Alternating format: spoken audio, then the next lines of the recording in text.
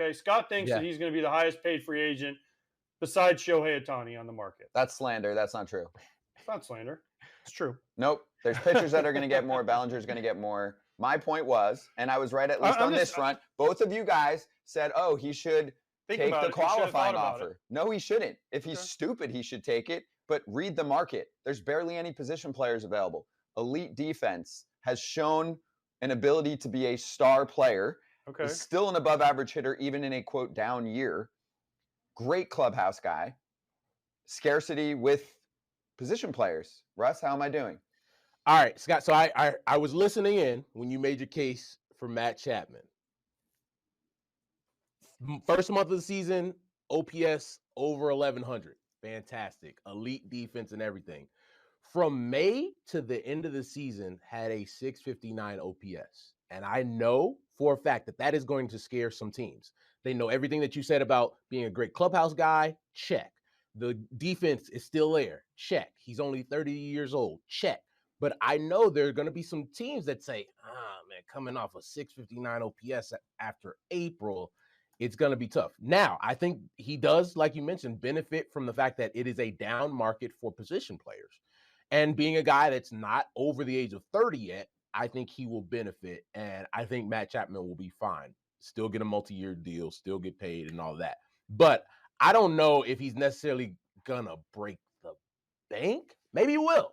And maybe I'll be wrong, and maybe you can do a victory lap in the next couple of weeks, Scott.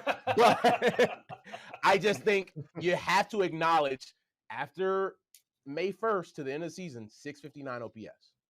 How much do you think he's getting? Okay. What's breaking the bank? Let's throw numbers out here. Because I'm not talking about the player going forward. All I was talking about, I'll be very clear here, is that qualifying offer, ridiculous for someone like him, given the market, and his representation knows that, and he is going to be nicely paid if he wants. Sure, there'll be teams. Also, remember, it only takes one to be interested at a certain level, right? And there definitely will be teams that will try and throw something shorter for a higher average annual value his way. But I bet you there will also be some teams that throw him a longer-term offer out there. And I'd say at worst case scenario, he's not getting what he wants. He still gets a deal that's at least a few years with an opt-out after year 1 or 2. That's my point. With a guy like this, you don't have to do the 1-year platform deal because I think he's earned enough to be able to say, hey, sign me for 3 years, 60, and I get an opt-out if he's not getting to the, say, 100 mil that he wants. Okay. I hope Matt Chapman gets every dollar there is. Okay. I hope every player gets every freaking cent they can get out of every year because it's a short window that you're allowed to make money. On this one, though, with Russ, I'm looking at his last 3 years. I'm not looking at just the last year. Okay. 2021, 716 OPS. Okay. 2022, 757 OPS. 2023, 755 OPS. Now, let's not forget he also had hip surgery, right? I think he had a shoulder problem at one point. The hip thing is the one that would scare me. I know he's won a Gold Glove, but Gold Gloves, once you win one, you kind of win a bunch in a row if you're just healthy and stand out there a lot of times. And Scott's going to say no, but trust me. No, that's bad. I disagree with that. Also, guess what? I'll drop this. He's a great defender. He's a great You guys defender. are missing the boat on the offense, too. Can I tell you why? 17 homers, 54 RBIs is elite offense? You're looking at the wrong numbers. In Toronto? Holy shit. Russ, you talk to plenty of front office people, right? Mm-hmm. And most of them are not former players. They're stat people these days, okay? They're looking at numbers, and they're trying to project forward. Average exit velocity for Matt Chapman this past season. I'm telling you what people look at that are making decisions. Dylan Lawson's on line 2 calling you right now, the guy you blasted. Go ahead.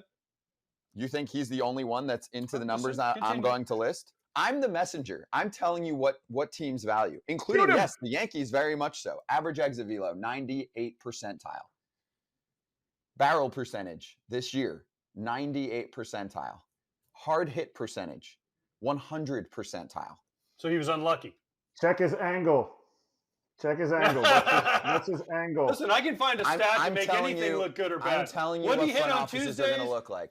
In the afternoon, when the grass was wet and the sun was at a 22-degree angle. Tell me that. Russ, tell me I'm wrong. Tell me that there are not half the front offices, at least in baseball, that are going to drool over those numbers and think that they're going to tap into another level here because he's also had good production in the past. It's not like this is a bad baseball player either. Like, we just went from Tim Anderson's 60 OPS plus this past season to Matt Chapman's, what was he this past season? 110 or something like 108. that? 108. Okay.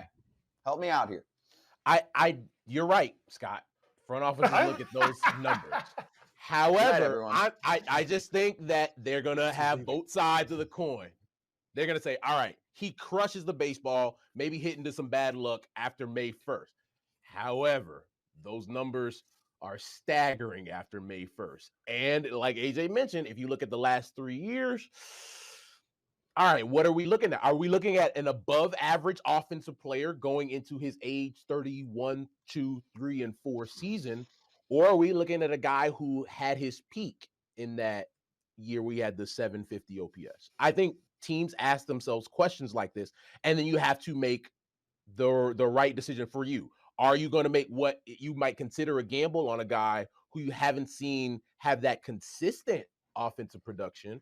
Or are you going to say, hey, we love the glove, but we can't risk making that gamble on a guy we don't know can do that for the long haul? I think teams ask that.